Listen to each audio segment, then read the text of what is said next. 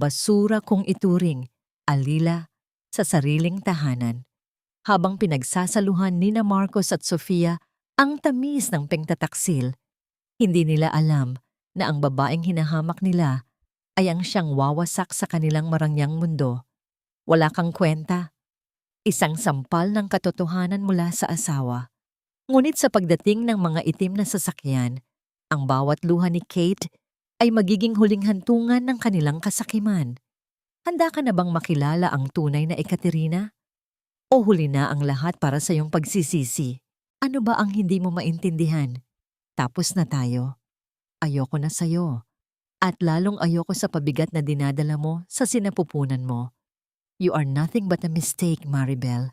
Isang pagkakamaling gusto ko nang burahin sa buhay ko. Ang mga salitang iyon ay parang mga talim ng balisong na humiwa sa katahimikan ng sala. Nakatayo si Maribel sa tapat ng hapagkainan. Suot ang isang kupas na apron na halos hindi na magkasya sa kanyang lumalaking tiyan. Sa kanyang nanginginig na mga kamay, hawak niya ang isang bandahado ng mainit pang kare-kare. Ang paboritong putahe ni Marcos na niluto niya sa loob ng 3 oras sa gitna ng matinding pamamanas ng kanyang mga paa. Inihanda niya ang lahat para sa kanilang ika-5 anibersaryo, umaasang sa gabing ito ay muling magliliyab ang upos na apoy ng kanilang pagsasama. Ngunit ang tanging sumalubong sa kanya ay ang malamig na titig ng asawa at ang masangsang na amoy ng alak at banyagang pabango na dumikit sa mamahaling suit nito. Dahan-dahang lumuwag ang kapit ng kanyang mga daliri. Ang bandahado ng porselana ay bumagsak sa makintab na sahig, nagkapira-piraso, kasabay ng pagtalsik ng malapot na sarsa sa kanyang paanan. Wala siyang narinig na ingay, kundi ang sarili niyang paghinga na tila unti-unting ninanakaw ng hangin. Hindi siya sumigaw, hindi siya humagulgol. Ang tanging naramdaman niya ay ang tila pagyelo ng kanyang mga ugat habang pinagmamasdan ng asawang lalong naging banyaga sa kanyang paningin. Ang bawat piraso ng basag na pinggan ay tila sumasalamin sa 5 taon ng kanyang pagtitiis, ng kanyang pananahimik, sa kabila ng mga pang-aalipusta ng biyenang si Doña Remedios at ng kanyang pagtatago sa tunay na pagkatao para lamang sa pangarap na magkaroon ng payak at totoong pamilya. Nanigas ang kanyang buong katawan. Ang hapdi sa kanyang puso ay lumipat sa kanyang sinapupunan, isang mawalay na sipa mula sa kanyang sanggol na tila nararamdaman din ang pait ng amang tumalikod sa kanila. Napahawak siya sa gilid ng mesa, ang kanyang mga kuko ay bumaon sa kahoy habang pilit na nilulunok ang bara sa kanyang lalamunan. Ang bawat sulok ng bahay na itinuring niyang santuwaryo ay tila naging isang malawak na disyerto, tuyo at walang buhay. Tiningnan niya si Marcos, ang lalaking minahal niya, nang higit sa kanyang sarili, ang lalaking pinag-alayan niya ng kanyang kinabukasan, at nakita niya ang isang estrangherong puno ng puot at pagkamuhi. Bakit ba ang pag-ibig, kapag pumanaw na, ay mas masakit pa kaysa sa kamatayan? Hanggang kailan ko ba kailangang yakapin ang mga tinik ng aking sakripisyo bago ko maisilang ang liwanag na ipinangako ko sa aking anak? Sa gitna ng pagkawasak ng kanyang mundo, isang malamig na katanungan ang naiwan sa kanyang isipan. Ito na ba ang katapusan ng aking pagkatao? O ito pa lamang ang simula ng aking pagbabalik mula sa mga anino? Ang bawat sinag ng araw na tumatago sa bintana ng kusina ay tila mga karayom na tumutusok sa namamagang mga mata ni Maribel. Hindi siya nakatulog. Ang buong gabi ay ginugol niya sa paglilinis ng kalat sa sala, sa pagpupulot ng mga piraso ng porselana na kasing talim ng mga salita ni Marcos. Sa kabila ng hapdi sa kanyang puso at ang bigat ng kanyang dinadala, maaga siyang nagising upang ihanda ang almusal. Alam niyang sa bawat paggalaw ng orasan, may isa pang bagyong darating. Isang bagyong hindi galing sa langit, kundi mula sa silid ng kanyang biyenan. Maribel, nasaan ka na namang babae ka? Ang dumi ng hagdanan. Akala mo ba ay hotel ito na may tagalinis ka? Ang boses ni Doña Remedios ay pumailan lang sa buong kabahayan. matalas at puno ng pangungutya. Lumabas ang matanda mula sa kanyang silid. Hawak ang isang mamahaling rosaryo, ngunit ang kanyang mga mata ay walang bakas ng kahit anong banal na awa. Nakasuot siya ng isang marangyang robe, ang kanyang buhok ay maayos na nakapusod habang pinagmamasdan si Maribel na tila isang dumi sa kanyang makintab na sahig. Dahan-dahang lumapit si Maribel. Hawak ang isang timba ng tubig at isang lumang basahan. Ang kanyang mga tuhod ay nanginginig habang dahan-dahan siyang lumuluhod sa harap ng unang baitang ng hagdan. "Pasensya na po, Mama. Katatapos ko lang po sa kusina." Mahinang tugon niya. Hindi man lang naglalakas loob na tumingin sa mga mata ng matanda. "Huwag mo akong matawag-tawag na Mama. Wala akong anak na pulubi at walang pinagmulang katulad mo." Bulyaw ni Remedios habang dinuduro ang balikat ni Maribel. "Linisin mo ang bawat sulok niyan. Gamitin mo ang mga kamay mo. Huwag kang gagamit ng mop. Gusto kong makita ang refleksyon ko sa bawat baitang. At siguraduhin mong matatapos mo yan bago dumating ang mga kaibigan ko para sa ating prayer meeting." Sa bawat pagkuskos ni Maribel sa malamig na marmol, tila ang sarili niyang dangal ang kanyang kinukuskos hanggang sa maging manipis. Ang bawat hakbang paitaas sa hagdan ay tila isang paalala ng kanyang pagkakamali. Ang maniwala na ang pag-ibig ay sapat na upang tulayan ang agwat ng kanilang mundo. Naalala niya ang kanyang ama, si Victor Sterling, at ang kanilang mansyon sa St. Petersburg na mas malawak pa kaysa sa buong subdibisyong ito. Doon, siya ay isang prinsesa. Dito, siya ay mas mababa pa sa isang alila. Ngunit kailangan niyang magtiis. Ang bawat patak ng pawis na humahalo sa tubig sa timba ay alay niya para sa kaligtasan ng kanyang anak. Matapos ang 2 oras ng pagkakayod, pumasok si Remedios sa kanyang silid at lumabas na may hawak na isang maliit na sobreng plastik. Ito ang sobre kung saan itinatago ni Maribel ang bawat sentimong natitira sa kanyang allowance, ang perang iniipon niya para sa susunod na check-up ng kanyang sanggol at para sa mga gamot na kailangan niya. Ito ba ang dahilan kung bakit ka nagtatago sa kusina? Nagnanakaw ka ba sa amin, Maribel? Saan galing ang perang ito? Singhal ng matanda habang iwinawagayway ang pera. "Hindi po yan nakaw, Doña Remedios. Ipinon ko po yan para sa check-up ng baby. Kailangan ko pong pumunta sa doktor sa susunod na linggo." Pakiusap ni Maribel. Ang kanyang tinig ay gumaralgal sa takot. Isang mapait na tawa ang kumawala sa mga labi ni Remedios. "Check-up? Sa mahal ng kuryente at pagkain na kinukonsumo mo rito, kulang pa ito bilang pambayad sa upa mo sa kwartong tinitirhan mo. Kukunin ko ito bilang pambayad sa lahat ng perwisyong ibinibigay mo sa anak ko." Walang sabi-sabing ibinulsa ng matanda ang pera at tinalikuran si Maribel. Iniwan siyang nakaluhod at tulala sa gitna ng hagdanan. Naramdaman ni Maribel ang pag-init ng kanyang mga mata, ngunit pinigil niya ang pagpatak ng luha. Ayaw niyang makita ng matanda ang kanyang kahinaan. Habang nakayuko, naramdaman niya ang isang mainit na haplos sa kanyang likuran. Si Yaya Rosa yon, ang matandang katulong na tanging nakakaunawa sa kanya. "Heto, iha. Uminom ka muna ng mainit na sopas. Pasensya ka na. Iyan lang ang naitago ko para sa'yo." Bulong ni Yaya Rosa habang iniaabot ang isang maliit na mangkok. Ang init ng sopas na dumaloy sa kanyang lalamunan ay tila isang yakap sa gitna ng taglamig. "Salamat po, Yaya Rosa. Hindi ko na po alam kung hanggang kailan ko kaya itong tiisin." Mahinang sagot ni Maribel.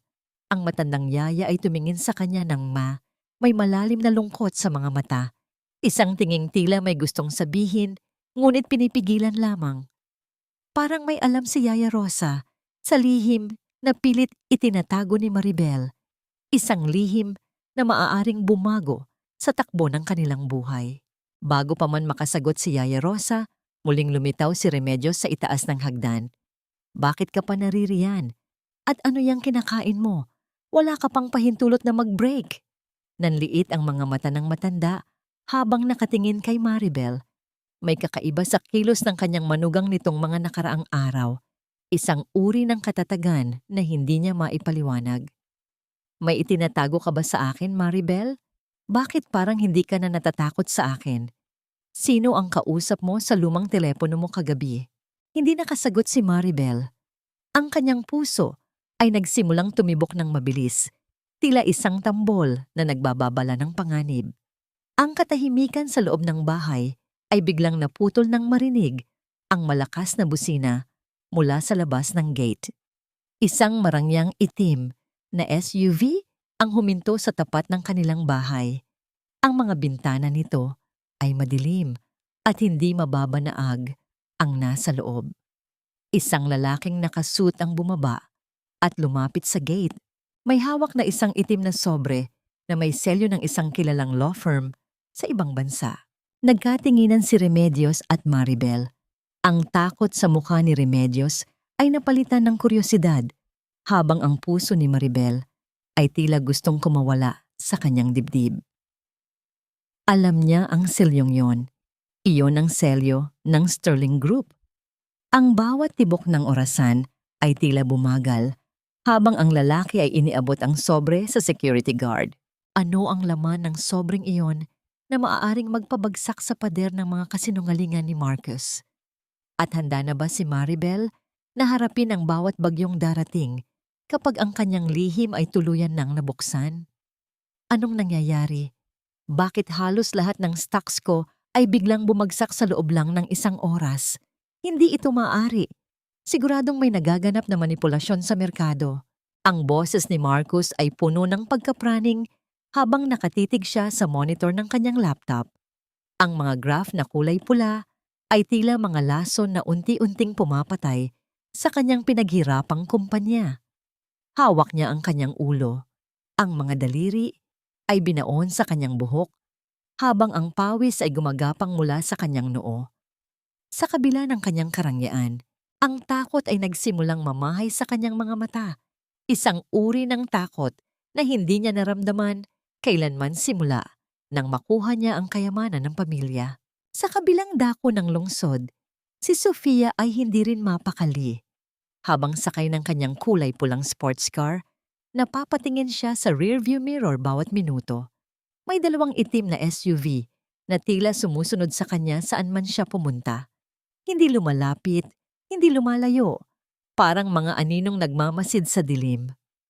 Ang bawat paghinto niya sa trapiko ay nagiging sanhi ng panlalamig ng kanyang mga palad. Sino ba ang mga yon? Marcus, kailangan mong ayusin ito. Ang bulong niya sa sarili, habang ang tunog ng busina ng mga sasakyan sa paligid ay nagiging parang isang babala sa kanyang pandinig. Nang gabing iyon, umuwi si Marcus sa bahay na mas mainit pa sa bagaang ulo. Nadatnan niya si Maribel sa sala, tahimik na nagtutupi ng mga damit ng sanggol. Ang bawat maliliit na sapatos at baru-baruan ay tila nagpapadagdag lamang sa iritasyon ni Marcus. Marahas niyang inihagis ang kanyang briefcase sa sofa na naging sanhi ng pagkagulat ni Maribel. Maribel, lumapit ka rito. Ang utos niya, ang boses ay parang kulog na nagbabadya ng unos. Dahan-dahang tumayo si Maribel, hawak ang kanyang tiyan. Bakit, Marcus? May problema ba sa opisina? Hindi sumagot si Marcus. Sa halip, may kinuha siyang isang folder mula sa kanyang bag at marahas na ibinalibag ito sa ibabaw ng mesa. Pirmahan mo yan. Ngayon din, nanginginig ang mga kamay ni Maribel habang binubuklat ang mga pahina. Ang kanyang paningin ay lumabo nang mabasa ang pamagat. Waiver of Parental Rights and Custody. Nakasaad doon na isinusuko niya ang lahat ng karapatan sa kanyang anak, oras na maisilang ito. At tatanggap siya ng isang halaga ng pera, kapalit ng kanyang pag-alis sa bansa. Ano na ito, Marcus? Bakit mo ito ginagawa? Ang tanong ni Maribel. Ang kanyang tinig ay halos hindi marinig dahil sa pait na namumuo sa kanyang lalamunan. Dahil wala kang maibibigay na magandang kinabukasan sa anak ko. Isang ulila, walang pinag-aralan, at walang yaman. Ano ang itatawag sa'yo ng bata? Isang kahihiyan? Pirmahan mo na yan para matapos na ang dula-dulaang ito. Isasama ko si Sofia sa ibang bansa at kami ang magpapalaki sa bata bilang tunay niyang mga magulang. Ang matigas na sagot ni Marcus habang tinititigan ang asawa ng may halong pandidiri. Sa unang pagkakataon, sa loob ng 5 taon, naramdaman ni Maribel ang isang uri ng galit na hindi niya alam na kaya niyang taglayin. Isang galit na nagmula sa pinakamalalim na bahagi ng kanyang pagiging ina. Ang kanyang mga tuhod na kanina lang ay nanginginig ay biglang nanigas. Itinayo niya ng tuwid ang kanyang likod, itinaas ang kanyang noo at tinitigan si Marcus ng mata sa mata. Hindi ko ito pipirmahan, ang matatag niyang sagot. Ang bawat salita ay binitawan niya ng may katiyakan, tila isang hatol na hindi na mababago. Nagulat si Marcus. Ang kanyang mga mata ay nanlaki sa kapangahasan ng babaeng dati ay hindi man lang makatingin sa kanya ng diretsyo. Anong sabi mo? Inuutusan kita, Maribel. Huwag mong subukan ang pasensya ko. Susugod sana siya upang hawakan ang braso ni Maribel, ngunit napatigil siya nang makita ang lamig sa mga mata nito. Sabi ko, hindi ko pipirmahan ang kamatayan ng aking karapatan bilang ina, ulit ni Maribel. Maaring ninakawan niyo ako ng pera, ng dignidad at ng pag-asa. Pero ang anak ko, hinding-hindi niyo siya makukuha. Ang katahimikan sa loob ng sala ay naging nakabibingi. Ang tunog ng ulan na nagsimulang pumatak sa bubungan ay tila isang palakpak para sa unang hakbang ng paglaya ni Maribel. Ang bawat patak ng tubig na tumatama sa bintana ay nagpapaalala sa kanya na ang bagyo ay narito na, ngunit hindi na siya ang biktima na tatangayin ng agos. Lumapit si Maribel sa tapat ni Marcus. Ang distansya nila ay halos isang dangkal na lamang. Naramdaman ni Marcus ang kakaibang aura na nagmumula sa kanyang asawa, isang awtoridad na hindi niya kailanman nakita rito. Hindi mo alam kung sino ang kinalaban mo, Marcus. Ang mahinang bulong ni Maribel, ngunit ang bawat pantig ay tila isang sumpa na bumaon sa pandinig ng lalaki. Akala mo ba ay ikaw ang may hawak sa kapalaran ko? Tingnan mong mabuti ang paligid mo. Ang mga stocks na nawawala, ang mga aninong sumusunod sa kabit mo. Tingin mo ba ay nagkataon lang ang lahat ng yon? Napaatras si Marcus. Ang kanyang mukha ay nawalan ng kulay. Anong alam mo? Maribel, sabihin mo sa akin. Hindi na sumagot si Maribel. Tinalikuran niya ang asawa at dahan-dahang umakyat sa hagdan. Iniwan ang folder na nakabukas sa mesa. Isang piping saksi sa pagsisimula ng kanyang paghihiganti. Habang papaakyat, isang katanungan ang naiwan sa hangin. Hanggang saan kaya ang kayang isakripisyo ng isang taong wala nang mawawala? Kapag nalaman niyang siya pala ang nagmamay-ari ng lahat. Binalot ng nakabibinging katahimikan ang buong mansyon. Isang uri ng katahimikan na tila nagbababala ng isang itatagong lihim. Hinintay ni Maribel na tumigil ang ingay ng bawat hakbang sa itaas at ang pagpatay ng mga ilaw sa silid ni na Marcos at Doña Remedios. Sa gitna ng kadiliman ng kanyang silid, ang tanging nagbibigay ng liwanag ay ang malamig na liwanag ng buwan na tumatagos sa manipis na kurtina. Dahan-dahan siyang bumangon. Iniinda ang bigat ng kanyang tiyan at ang bawat kirot sa kanyang likuran. Nagsuot siya ng isang malapad na itim na shawl upang itago ang kanyang anyo at dahan-dahang binuksan ang pinto. Tinitiyak na walang kahit anong ingay na lilikha ang mga bisagra. Naglakad siya ng nakayapak sa malambot na alpombra ng pasilyo. Ang bawat paghinga niya ay tila isang nakatagong panalangin. Nang makarating sa likurang bahagi ng hardin, kung saan ang mga sanga ng puno ng manga ay nagbibigay ng malalim na anino, naramdaman niya ang malamig na simoy ng hangin sa kanyang balat. May isang figura na naghihintay sa kanya sa tapat ng maliit na gate. Isang lalaking matangkad, nakasuit, at may tindig na kasing tigas ng bakal. Siya si Ivan, ang pinagkakatiwalaang kanang kamay ng kanyang ama na ilang dekada nang nagsisilbi sa pamilya Sterling. Princess Ekaterina, mahinang bati ni Ivan, sabay yuko bilang tanda ng paggalang. Ang tunog ng kanyang boses ay tila isang awit mula sa nakaraan na matagal nang kinalimutan ni Maribel. Handa na ang lahat. Narito ang mga dokumentong hinihingi ninyo. Ang bawat sentimong ninakaw ni Marcos mula sa pondo ng kumpanya, ang mga lihim na bank account niya sa labas ng bansa, at ang mga ebidensya ng kanyang pakikipagkuntsaba kay Sofia. Inabot ni Maribel ang makapal na folder. Ang bigat nito sa kanyang mga kamay ay tila ang bigat ng katarungang matagal na niyang hinintay. Salamat, Ivan. Kumusta ang aking ama? Alam na ba niya ang lahat ng nangyayari dito? Hindi pa po namin ibinibigay ang buong detalye alinsunod sa inyong utos. Ngunit ang Eagle ay hindi na mapakali sa Russia. Nararamdaman niya ang inyong paghihirap, mahal na prinsesa. Isang salita niyo lang at wawasakin namin ang pamilyang ito sa loob ng isang gabi. Tugon ni Ivan nang may kasamang determinasyon. Napahawak si Maribel sa locket na nakatago sa ilalim ng kanyang shawl. Tila bumalik ang kanyang alaala, 10 taon na ang nakalilipas sa ilalim ng nagniningning na chandelier ng kanilang palasyo sa St. Petersburg. Naalala niya ang huling habilin ng kanyang ina bago ito pumanaw.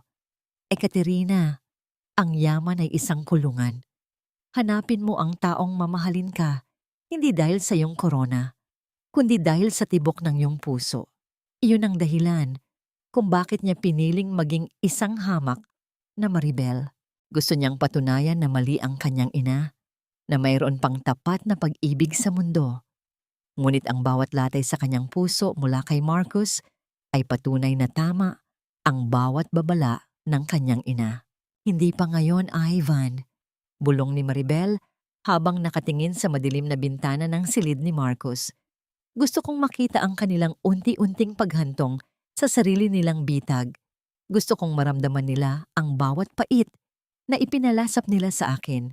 Bantayan niyo lang ang bawat kilos nila.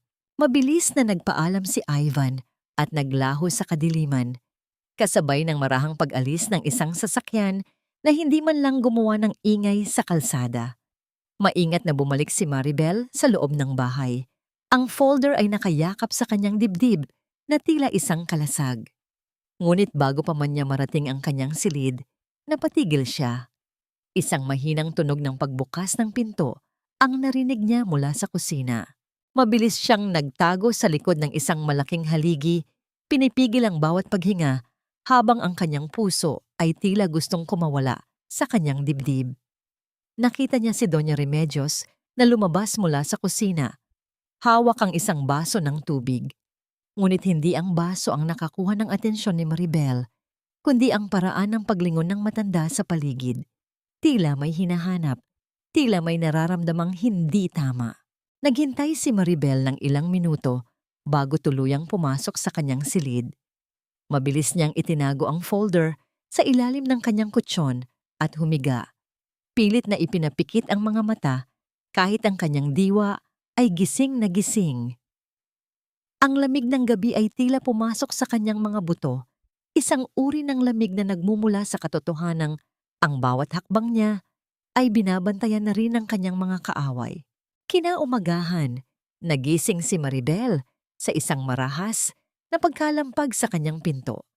Walang pasintabing bumukas ito at pumasok si Doña Remedios. Ang mukha nito ay kasing pula ng baga at ang mga mata ay nanlilisik sa galit. Sa kanyang kamay, iwinagayway niya ang itim na sobre na may selyo ng Sterling Group, ang sobreng iniwan ng misteryosong lalaki kahapon. Ano ito, Maribel? Huwag mo akong lokohin. Akala mo ba ay hindi ko malaman? Sigaw ni Remedios habang ibinabalibag ang sobre sa ibabaw ng kama ni Maribel.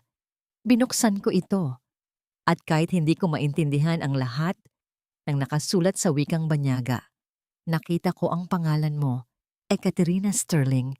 Sino ang babaeng ito at bakit ito nakaugnay sa pangalan mo? Nanigas si Maribel sa kanyang kinauupuan. Ang lihim na pilit niyang itinago sa loob ng 5 taon ay tila isang bombang sumabog sa harap ng kanyang mukha. Ang bawat hibla ng kanyang katatagan ay tila gustong maputol habang nakatingin sa nanlilisik na mga mata ng kanyang biyenan. Sagutin mo ako, ikaw na impostora ka. Sino ka ba talaga? At anong balak mo sa anak ko? Ang muling bulyaw ni Remedios habang dahan-dahang lumalapit sa kama ni Maribel. Ang kanyang mga kamay ay nakahanda ng manakit. Sa gitna ng tensyon, narinig ang tunog ng mga yabag ni Marcus na papasok din sa silid. Bit-bit ang balita ng tuluyang pagbagsak ng kanyang mga kumpanya sa stock market. Ang bawat piraso ng puzzle ay tila unti-unti nang nabubuo. Ngunit ang kapalit nito ay ang panganib na maaring kumitil sa huling pag-asa ni Maribel at ng kanyang sanggol. Ang bawat tibok ng puso ni Maribel ay tila isang tambol na nagbabadya ng isang madugong labanan. Nakatitig siya sa itim na sobrang nasa ibabaw ng kanyang kama. Ang gintong selyo ng pamilya Sterling ay nagniningning sa ilalim ng liwanag ng umaga. Tila isang mata ng isang higante na nagmamasid sa kanilang lahat. Ang kanyang mga kamay ay nananatiling nakatikom sa ilalim ng kumot. Pilit na itinatago ang panginginig ng kanyang mga daliri habang ang kanyang biyenan ay patuloy sa pagbubuga ng apoy. Ano, Maribel? Napipi ka na ba? Ngayon mo gamitin ang dila mong mapagkunwari. Ang boses ni Doña Remedios ay pumailan lang, puno ng malisya at pang-aapi.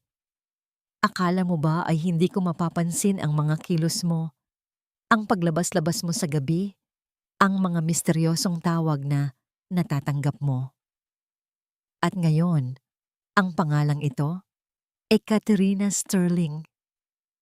Huwag mong sabihing nagpapanggap kang kabilang sa pinakamayamang pamilya sa Europa para lamang pagnakawan ang anak ko. Kasabay ng huling salita ng matanda ay ang marahas na pagbukas ng pinto. Pumasok si Marcus.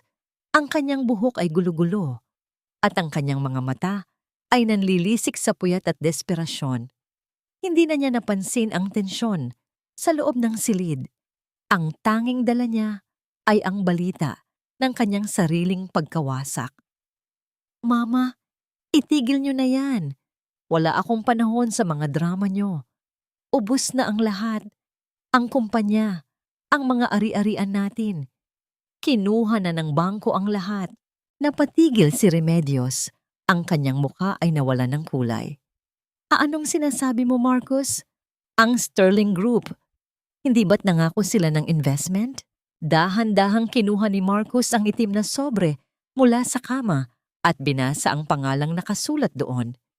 Ang kanyang buong katawan ay tila nanigas nang makita ang logo ng kumpanyang nagpabagsak sa kanya sa loob lamang ng isang gabi. Tumingin siya kay Maribel. Ang kanyang paningin ay puno ng kalituhan na unti-unting napapalitan ng matinding galit. Bakit nasa iyo ito, Maribel? Anong kinalaman mo sa kumpanyang pumatay sa negosyo ko? Dahan-dahang umupo si Maribel sa gilid ng kama. Ang kanyang bawat galaw ay puno ng dignidad na hindi kailanman nakita ng mag-ina. Hindi ba tinawag niyo akong ulilang walang pakinabang? Na ang tanging halaga ko rito ay ang magsilbi sa inyo bilang alila? Ang kanyang tinig ay malumanay, ngunit may talim na kasing tigas ng diamante. Sinunod ko ang lahat ng gusto niyo. Tiniis ko ang bawat sampal, ang bawat gutom, at ang bawat pang-iinsulto niyo sa pagkatao ko. Ginawa ko ang lahat dahil naniwala ako na may pag-ibig pang natitira sa iyo, Marcus. Huwag mong iligaw ang usapan. Sigaw ni Marcus habang hinahawakan ng mahigpit ang braso ni Maribel. Saan mo nakuha ang sobrang ito? Nag-espiya ka ba para sa mga Sterling? Ikaw ba ang nagbigay sa kanila ng mga account ko? Naramdaman ni Maribel ang sakit sa kanyang braso, ngunit hindi siya kumibo. Ang tanging inisip niya ay ang sanggol sa kanyang tiyan na tila naghahanap din ng proteksyon. Ang Sterling Group ay hindi basta-bastang kumpanya, Marcus. Sila ay mga taong marunong kumilala ng halaga ng katapatan. At alam nila kung paano parusahan ang mga taong mapagsamantala. Isang malakas na sampal ang dumapo sa pisngi ni Maribel mula kay Doña Remedios. Ang tunog ng pagtama ng palad sa balat ay tila isang hudyat ng pagtatapos ng anumang natitirang pasensya. Wala kang karapatang magsalita ng ganyan sa amin. Isang hamak na ampon ka lang na pinulot sa lansangan. Marcos, palayasin mo na ang babaeng ito. Ngayon din. Wala tayong puwang para sa isang traidor sa bahay na ito. Hinila ni Marcos si Maribel patayo. Pilit na kinakaladkad patungo sa pinto, kahit alam niyang malaki na ang tiyan nito. Ang bawat hakbang ni Maribel ay puno ng hirap. Ang kanyang mga luha ay nagsimulang pumatak hindi dahil sa takot, kundi dahil sa sakit ng pagtatapos ng kanyang huling pag-asa para sa pamilyang ito. Bitawan mo ako, Marcos. Nasasaktan ng bata. Wala akong pakialam sa batang yan. Baka hindi ko man lang yan tunay na anak. Ang malupit na sagot ni Marcos habang itinutulak si Maribel palabas ng silid. Ngunit bago pa man sila makarating sa hagdanan, ang buong mansyon ay tila nayanig sa malakas na tunog ng mga sirena mula sa labas. Isang mahabang hilera ng mga itim na sasakyan ang pumasok sa kanilang bakuran. Winawasak ang katahimikan ng subdivision. Ang mga ilaw ng mga sasakyan ay tila mga mata ng isang naghihiganting Diyos na nagbibigay liwanag sa madilim na kapalaran ng pamilya ni Marcos. Napatigil ang lahat. Ang takot sa mga mata ni Marcos at Remedios ay hindi na maikakaila nang makita ang isang matandang lalaki na bumaba mula sa pinakamarangyang sasakyan. Isang lalaking may tindig na tila isang emperador. Ang kanyang mga mata ay nakapako sa kinaroroonan ni Maribel. Sino ang lalaking ito na nagawang patahimikin maging ang hangin sa paligid? At ano ang gagawin ni Marcos kapag nalaman niyang ang babaeng itinaboy niya ay ang kaisa-isang buhay na kayamanan ng lalaking hawak ang kanyang leeg? Bitawan mo ang aking anak. Ngayon din, bago ko tuluyang ibaon ang iyong pamilya sa limot. Ang boses na yon ay hindi malakas, ngunit ito ay may bigat ng isang bundok na tila nagpaguho sa bawat pader ng mansyon. Napatigil si Marcos sa gitna ng kanyang marahas na paghila kay Maribel. Ang kanyang mga daliri ay dahan-dahang lumuwag mula sa namumulang braso ng asawa. Ang buong sala ay binalot ng isang nakabibinging katahimikan, isang uri ng katahimikan na tila nagpapatigil maging sa pagdaloy ng oras. Ang hangin ay naging mabigat, puno ng awtoridad na hindi kailanman naramdaman ni Marcos at Remedios sa buong buhay nila. Mula sa pintuan, pumasok ang isang lalaking may uban na ang buhok, ngunit may tindig na kasing tatag ng isang luma at matatandang nara. Si Victor Sterling. Ang bawat hakbang ng kanyang sapatos sa makintab na sahig ay lumilikha ng isang ritmikong tunog na tila bawat isa ay isang hatol ng kamatayan para sa mga taong nanakit sa kanyang kaisa-isang hiyas. Sa likuran ni ang mga lalaking nakasuit ay tila mga aninong handang sumunod sa bawat kumpas ng kanyang kamay. Nanginig ang mga labi ni Doña Remedios. Ang kanyang hawak na rosaryo ay nahulog mula sa kanyang mga kamay. Lumilikha ng isang mahinang tunog sa sahig na tila isang hudyat ng kanyang pagbagsak. Sa sino kayo? Bakit kayo pumasok sa pamamahay namin nang walang pahintulot? Ang pilit na matapang na tanong ng matanda. Ngunit ang kanyang nanginginig na tinig ay nagtraidor sa kanya. Hindi siya sinagot ni Victor. Ang kanyang mga mata, na kasing lamig ng taglamig sa Russia, ay diretsyong nakapako sa mga pasa sa braso ni Maribel at sa mga luha sa kanyang mga mata. Sa isang saglit, ang lamig na yon ay napalitan ng isang naglalagablab na puot. Isang puot ng isang amang nakitang nilapastangan ang kanyang pinakamahalagang kayamanan. Papa? Ang mahinang bulong ni Maribel ay tila isang punyal na sumaksak sa puso ni Victor. Ang salitang yon, na matagal na niyang hindi naririnig mula sa kanyang anak, ay nagpabagsak sa lahat ng kanyang pader ng disiplina. Mabilis siyang lumapit at sinalubong ang dahan-dahang pagbagsak ng kanyang anak. Ekaterina, ang aking munting prinsesa, Bulong ni Victor habang maingat na niyayakap ang anak. Tinitiyak na hindi masasaktan ng sanggol sa kanyang sinapupunan. Patawarin mo ako. Patawarin mo si Papa dahil hinayaan kitang manatili sa impyernong ito. Napanganga si Marcos. Ang kanyang laptop na naglalaman ng mga ulat ng pagbagsak ng kanyang kumpanya ay tila naging walang halaga sa harap ng katotohanan ito. Ekaterina? Papa? Anong kalokohan ito? Maribel, sino ang matandang ito? Huwag mong sabihing nagbayad ka ng aktor para lamang takutin kami. Ang sigaw ni Marcos. Ang kanyang desperasyon ay humantong na sa pagkabaliw. Lumingon si Victor kay Marcos. Ang titig na yon ay sapat na upang mapatahimik ang asawa ni Maribel. Ang pangalan ko ay Victor Sterling at ang kumpanyang winasak ko sa loob ng isang gabi, iyon ay ang aking paraan ng pagbati sa iyo sa pagtataksil at pananakit sa aking anak. Sterling? Napahawak si Remedios sa kanyang dibdib. Tila hinahabol ang kanyang hininga. Hindi maaari. Ang Sterling Group. Ang pamilyang Sterling ay kabilang sa mga pinakamakapangyarihan sa buong mundo. Paanong ang isang hamak na ulila ay magiging anak niyo? Dahil pinili niyang maging hamak upang hanapin ang pag-ibig na hindi niya nakita sa kanyang katayuan. Sagot ni Victor, habang maingat na iniaabot si Maribel sa mga tauhan niya upang alalayan. Ngunit ang nakita niya rito ay hindi pag-ibig, kundi mga hayop na nagtatago sa likod ng mga dasal at mamahaling suit. Sa unang pagkakataon, nakita ni Maribel ang mukha ni Marcos na puno ng pagsisisi, hindi dahil mahal niya pa ang asawa, kundi dahil sa takot sa kanyang kinabukasan. Ang pagkatao ni Maribel, na tinawag nilang Maribel ang Alila, ay tuluyan nang namatay sa gabing iyon. At sa kanyang muling pagkabuhay bilang Ekaterina, ang bawat luha ay magiging isang singil na kailangang bayaran. Wala kaming ginawang masama. Siya ang nagkulang. Hindi siya naging mabuting asawa. Hiyaw ni Remedios, sinusubukang gumamit ng gaslighting kahit sa harap ng panganib. Kasalanan niya kung bakit siya nagdurusa. Lalong tumalim ang tingin ni Victor.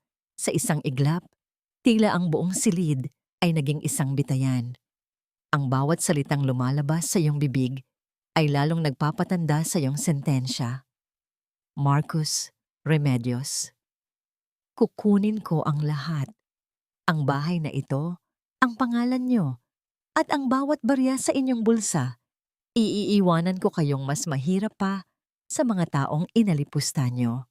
Habang inaalalayan si Maribel palabas ng mansyon, naramdaman niya ang huling sipa ng kanyang anak sa sinapupunan. Tila sumasang-ayon ito sa kanyang paglisan.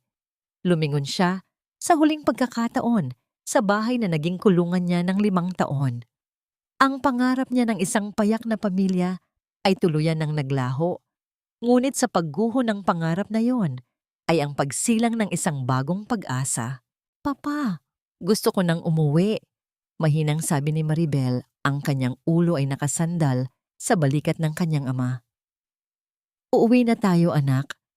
At hinding-hindi na muling may makakahawak sa'yo ng may puot, sagot ni Victor. Ngunit habang papalayo ang kanilang sasakyan, isang tanong ang naiwan sa isipan ni Maribel. Paano niya mapoprotektahan ang kanyang puso laban sa pait ng nakaraan? At ano ang gagawin niya kapag nalaman niyang may isa pang lihim na itinatago si Marcos, isang lihim na maaaring magpabago sa kanyang desisyon tungkol sa kanyang anak? Huwag kang umalis, Maribel. Pag-usapan natin ito. Hindi mo ako pwedeng iwan sa ganitong sitwasyon. Ang desperadong sigaw ni Marcos ay pilit na humahabol sa papalayong sasakyan, ngunit ang bawat salita niya ay tinatangay lamang ng hangin at nalulunod sa mahinang ugong ng mamahaling makina ng SUV. Mula sa loob ng sasakyan, nakatingin si Maribel sa bintana. Pinagmamasdan ng unti-unting pagliit ng figura ng lalaking minsan niyang itinuring na mundo. Nakita niya si Marcos na pilit na hinahabol ang sasakyan hanggang sa madapa ito sa semento, habang si Doña Remedios ay nakatayo sa tapat ng kanilang gate, Mukhang matandang nawalan ng bait habang nakalugay ang buhok at hawak ang kanyang dibdib. Ang dumi at alikabok ng kalsada ay tila sumasalamin sa dumi ng kanilang mga budhi. Ipinikit ni Maribel ang kanyang mga mata.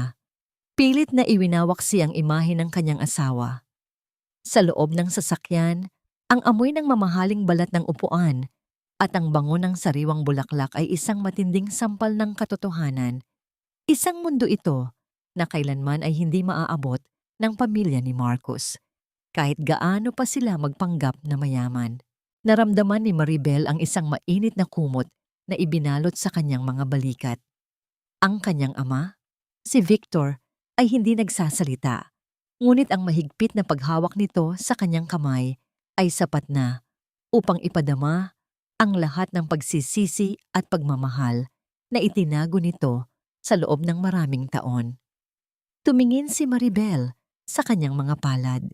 Ang mga kuko na dati ay puno ng dumi mula sa paglilinis ng bahay. Ang mga palad na may mga paltos mula sa pagkakuskos ng sahig. Ang bawat sugat ay tila isang piping saksi sa 5 taon ng kanyang pagpapakumbaba. Lahat ng ginawa nila sa iyo, anak. Bawat patak ng luha mo ay may katumbas na kabayaran. Mahinang wika ni Victor. Ang kanyang boses ay tila isang malalim na agos ng tubig na nagbibigay ng panibagong lakas kay Maribel. Hindi lang yaman ang kinuha ko sa kanila. Kinuha ko rin ang kanilang dangal, kung meron man silang ganoon. Sa gitna ng katahimikan, inabot ni Ivan, ang kanang kamay ng kanyang ama, ang isang tablet.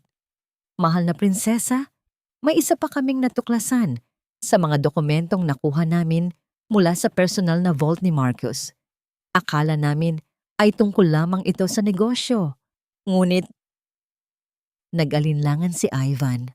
Ang kanyang mga mata ay puno ng lungkot habang nakatingin kay Maribel. Dahan-dahang kinuha ni Maribel ang tablet.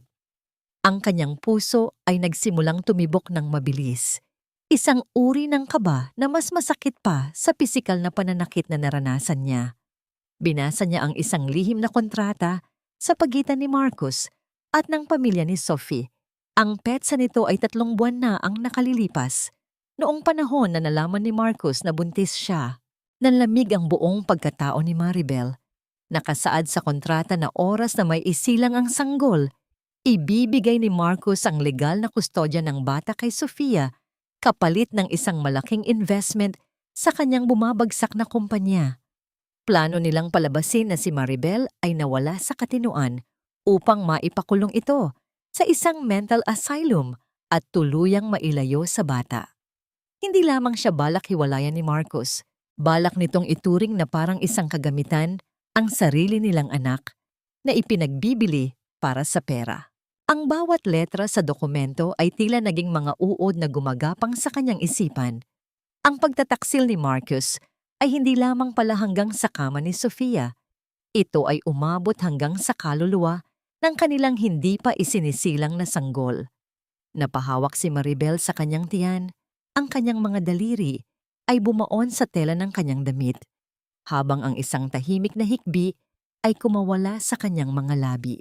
Ang sakit na naramdaman niya noong sinampal siya ni Doña Remedios ay wala pang 1% ng hapdi na dulot ng pagkatuklas na ito. Paano nagawang ituring na parang kalakal ng isang ama ang sarili niyang dugo at laman? Hanggang saan ang hangganan ng kasakiman ng taong pinagkatiwalaan ko ng aking buhay? Ang bawat alaala ng kanilang masasayang sandali ay tila naging abo, mapait at nakakasulasok. Sa gitna ng karangyaan ng sasakyang nagdadala sa kanya sa kaligtasan, naramdaman ni Maribel na ang tunay na laban ay nagsisimula pa lamang. Ivan! Ang boses ni Maribel ay naging malamig, kasing lamig ng yelo sa Siberia. Wala na ang bakas ng takot, wala na ang bakas ng pagmamakaawa. Siguraduhin mong sa bawat sandali na nasa loob ng kulungan si Marcos, malalaman niya na ang bawat pagkakataon na hihinga siya ay dahil hinahayaan ko pa siyang mabuhay. Gusto kong mabulok siya sa katotohanang ang anak na binalak niyang ibenta ang siyang magiging huling alaala niya ng kalayaan.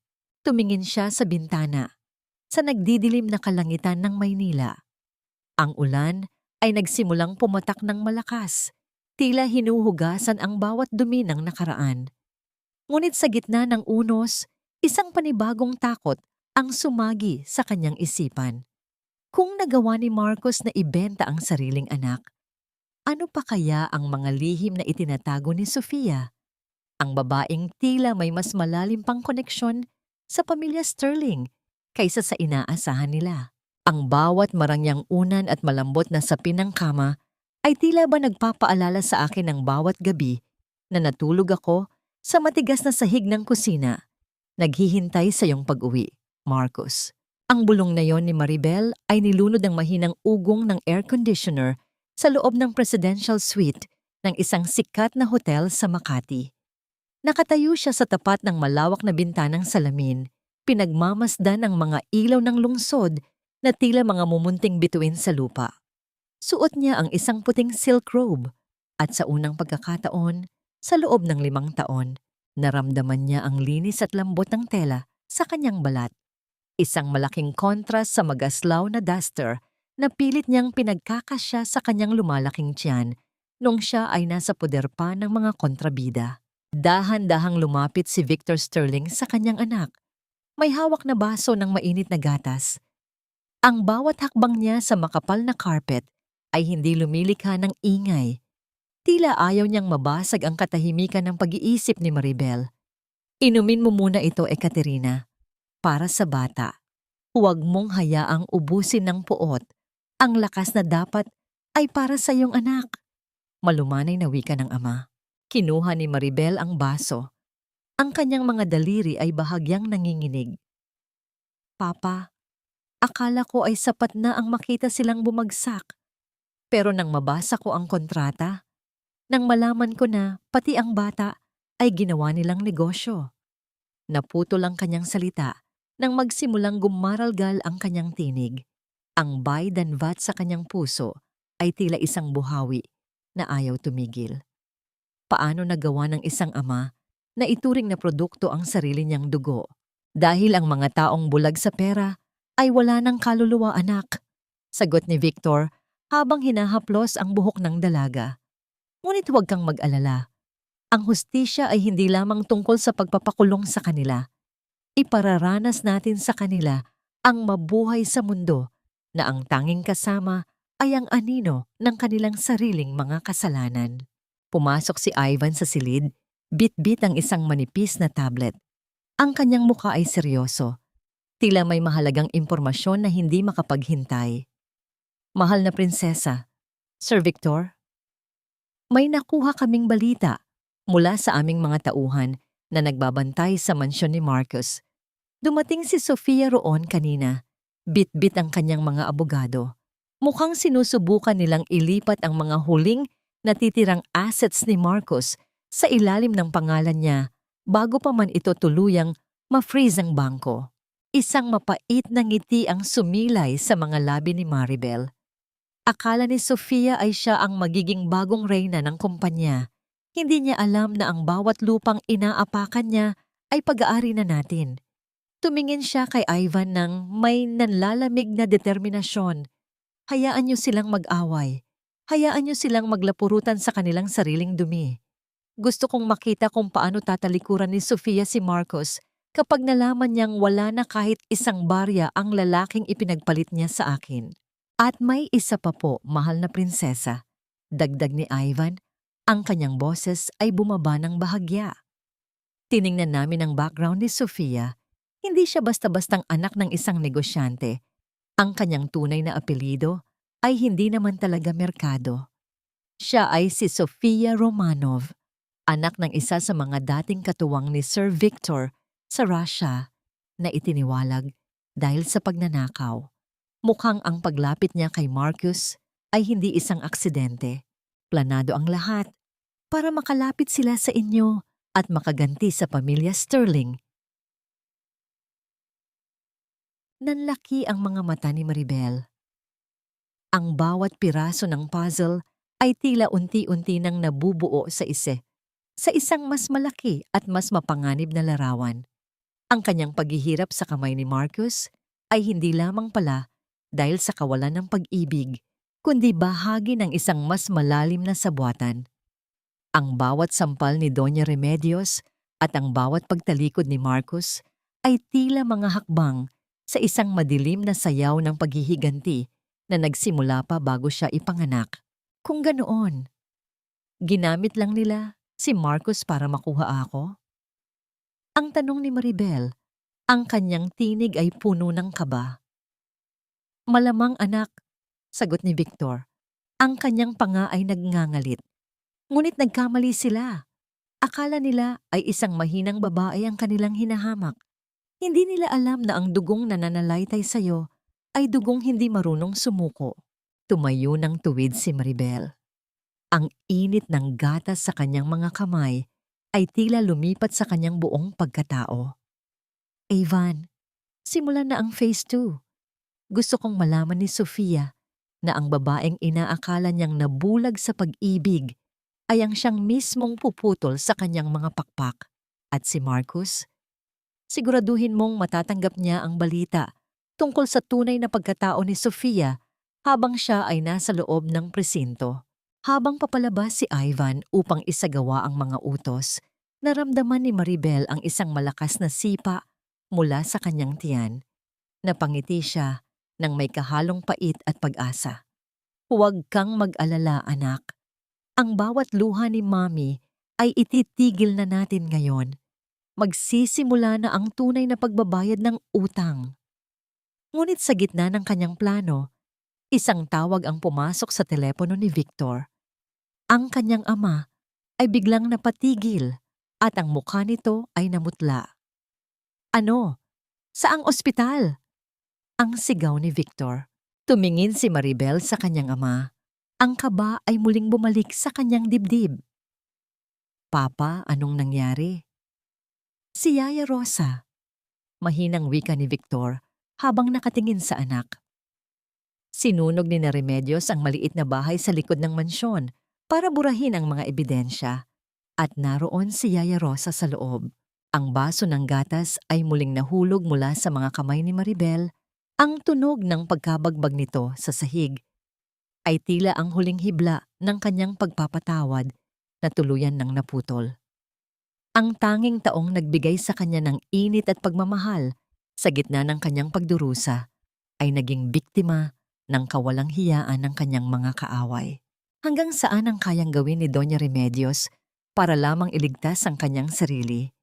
At kaya ba ni Maribel na panatilihin ang kanyang katinuan ngayong pati ang mga taong inosente ay nadadamay na sa kanyang laban? Ang amoy ng gamot at ang nakabubulag na puti ng mga pader sa ospital ay tila isang malamig na yakap ng kamatayan na sumalubong kay Maribel. Sa bawat hakbang niya sa pasilyo, ang tunog ng kanyang sapatos ay tila isang orasan na nagbibilang ng natitirang sandali ng nag-iisang taong nagparamdam sa kanya ng pag-ibig sa gitna ng impyerno. Nakahiga si Yaya Rosa sa loob ng intensive care unit. Halos balot ng puting benda ang buong katawan at ang tanging nagpapatunay na buhay pa siya ay ang ritmikong pag-angat at pagbaba ng kanyang dibdib sa tulong ng mga makina. Dahan-dahang lumapit si Maribel sa salamin ng ICU. Ang kanyang mga daliri ay dumapos sa malamig na ibabaw nito. Tila pilit na inaabot ang kamay ng matanda. Yaya, bakit kailangan kayo pa? Bakit ang isang anghel na katulad nyo ang kailangang magbayad sa kasalanan ng mga demonyong yon? Ang kanyang tinig ay isang pira-pirasong bulong, basag at puno ng pagsisisi. Naalala niya ang bawat mangkok ng mainit na sopas na lihim na ibinigay sa kanya ni Yaya Rosa, ang bawat haplos sa kanyang likod kapag siya ay pinapagalitan ni Remedios, at ang bawat panalangin inalay nito para sa kanyang sanggol. Sa tabi niya, si Victor Sterling ay nakatayo ng matuwid. Ang kanyang panga ay mahigpit na nakatikom habang ang kanyang mga mata ay naglalabas ng isang uri ng puot na hindi pa nakikita ni Maribel kailanman. Hindi ito aksidente, Ekaterina. Sinunog nila ang bahay dahil alam nilang itinago ni Rosa ang mga kopya ng marriage certificate nyo at ang mga orihinal na dokumento ng iyong pagkakakilanlan na balak nilang gamitin laban sa atin. Sinubukan niyang iligtas ang mga yon para sa'yo. Naramdaman ni Maribel ang matinding kirot sa kanyang dibdib na para bang unti-unting gumuho ang lahat ng paniniwalang matagal niyang pinanghawakan. Ang bawat luhang pumatak mula sa kanyang mga mata ay hindi na lamang dahil sa lungkot, kundi dahil sa sakit na paulit-ulit niyang tiniis hanggang sa tuluyan itong naging lakas. Sa sandaling iyon, ang dating maamong si Maribel ay natutong tumayo para sa sarili. Hindi na siya ang babaeng tahimik na lumulunok ng insulto at pagtataksil. Sa likod ng kanyang mga luha, muling nagising si Ekaterina, ang tunay na anak ng pamilyang Sterling, isang babaeng marunong magmahal, ngunit hindi na muling papayag na yurakan. Papa, ang boses ni Maribel ay naging matigas, kasing lamig ng bakal. Gusto ko silang makita. Ngayon din, gusto kong makita ang mukha ni Doña Remedios habang ang lahat ng kanyang ipinagdarasal ay nagiging abo sa harap niya. Huwag niyo silang ipapakulong agad. Gusto ko silang panoorin na nagmamakaawa sa kalsada kung saan walang sino man ang lilingon sa kanila. Samantala, sa loob ng nagdidilim na mansyon, si Doña Remedios ay mabalasik na naglalakad sa kanyang sala. Ang amoy ng usok mula sa likurang bahay ay tila dumikit na sa kanyang balat. Isang amoy na hindi kayang burahin ng anumang mamahaling pabango. Marcus, tumigil ka na sa pag-iyak. Ginawa ko yun para sa atin.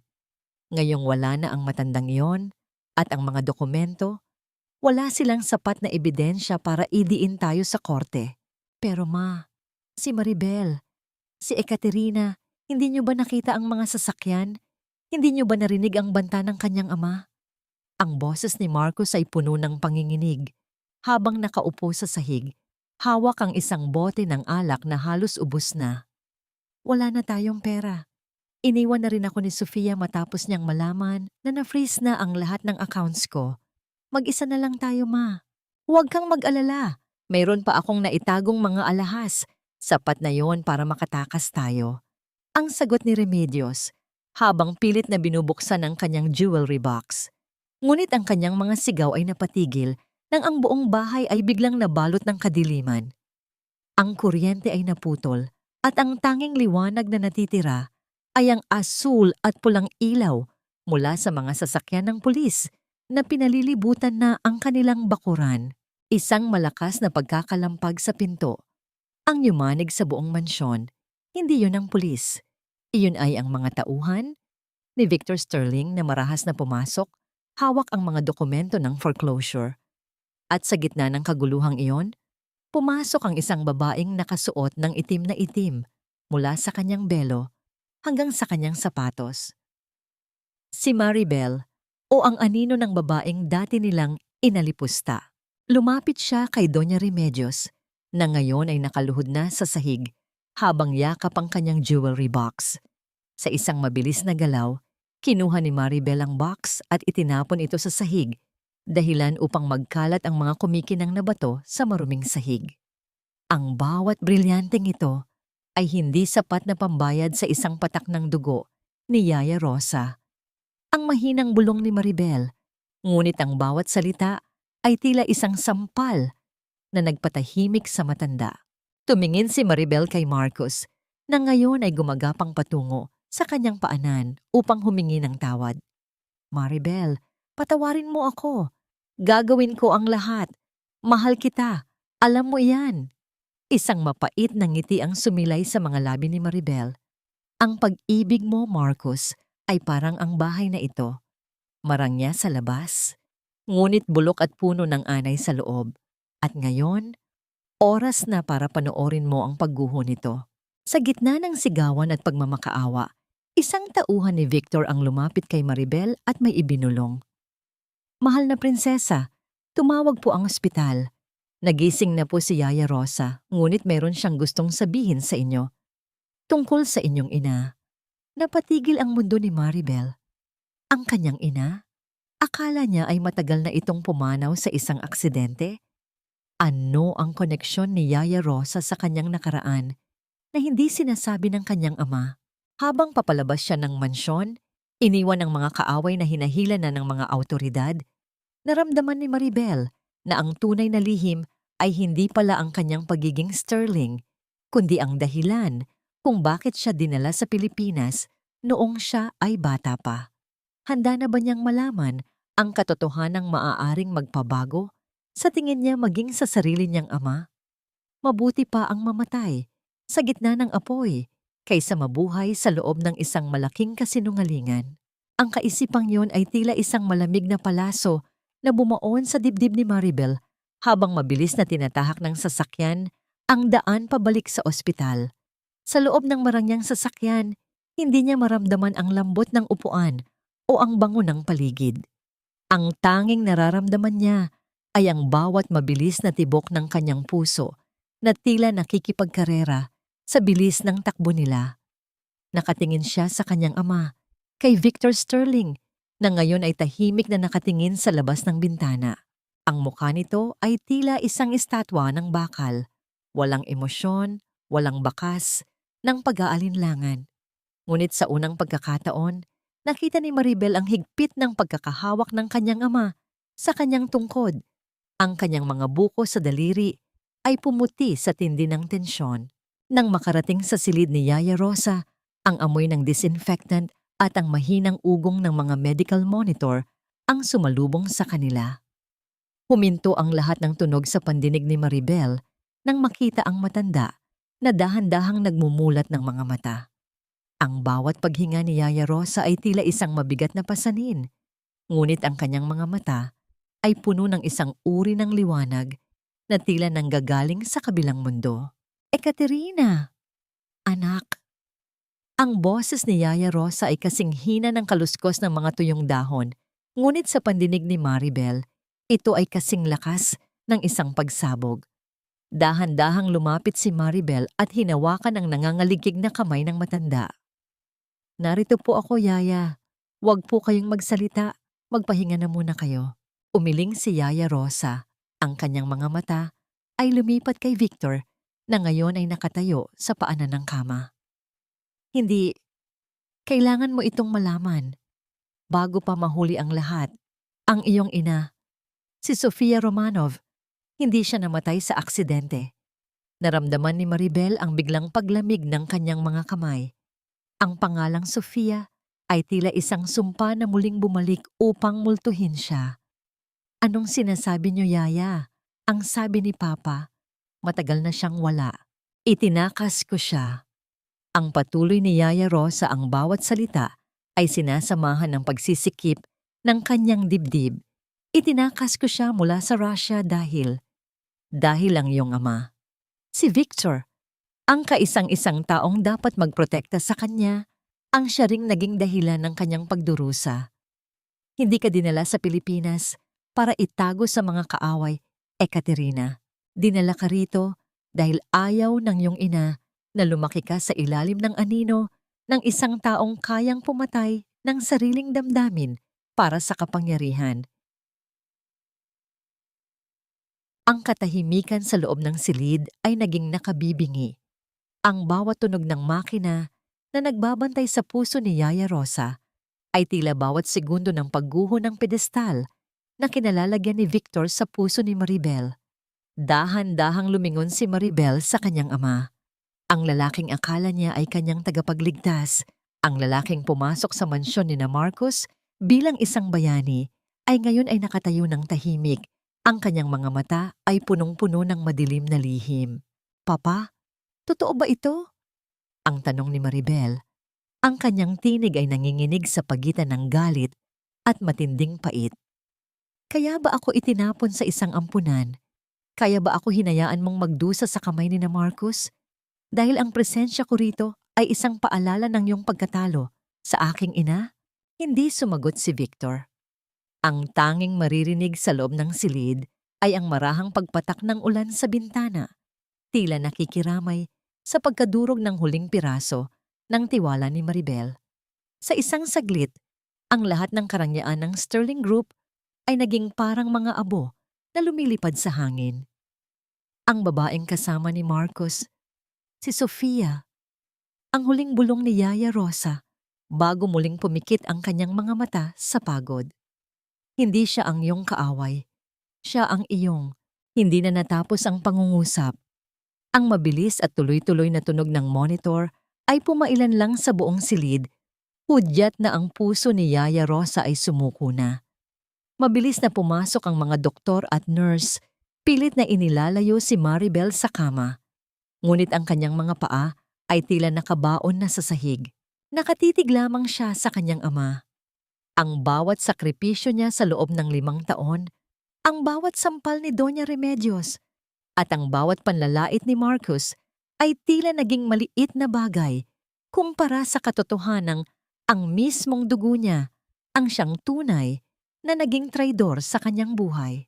Sa gitna ng kaguluhan sa ospital, lumapit si Ivan kay Maribel at may inabot na isang lumang sulat na nakuha mula sa mga gamit ni Yaya Rosa na hindi nasunog. Ito ay isang sulat na may pirma ng kanyang ina. Habang binabasa ni Maribel ang bawat salita, ang kanyang paningin ay lumabo. Ano ang nakasulat sa huling habilin ng kanyang ina na magpapabago sa lahat ng kanyang plano ng paghihiganti? At ano ang gagawin niya ngayong nalaman niyang ang taong akala niyang kaaway niya ay maaaring ang tanging kadugo na natitira sa kanya, na tunay na nagmamahal sa kanya?